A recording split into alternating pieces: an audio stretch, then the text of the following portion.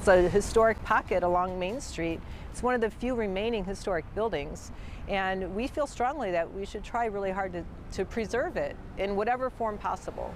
The historic buildings on a prominent Midtown corner just went up for sale in the last few weeks. Welcome news for some elected leaders and local residents who fought to keep those buildings standing. I'm John Holt. I'm Lauren Halifax. Those buildings are along the streetcar line extension. Fox 4's Kevin Barry is live at the corner of 31st and Main with why a potential sale is such a big deal to the people who live nearby.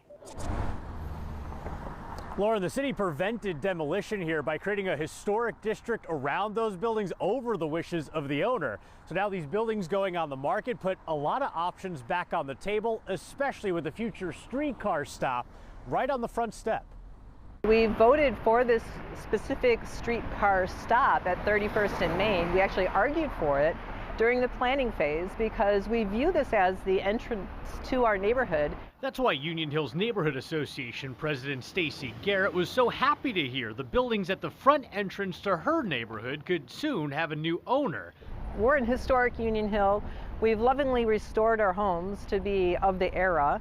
But the building's current owner's been floating plans to knock the buildings down, and at one point had a concept for a 12-story building to take its place. The city created a historic district here, delaying any demolition, but Union Hill board member Alex East says the streetcar will bring the people that will support whatever business would pop up in a refurbished building. Bringing things back to human scale along Main Street has been really an important thing, and these buildings are from the era when that was the way people lived.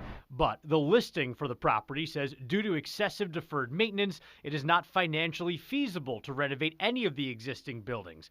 Alex says the experts they've spoken to say there are still options, though, to keep the historic aspects. We know that there are some challenges, with some aspects of the building, but we also know that there's a lot of advantages to saving a historic building. Especially one that sits at the gateway to Union Hill and expects to have many more pedestrians when the streetcar stops right outside.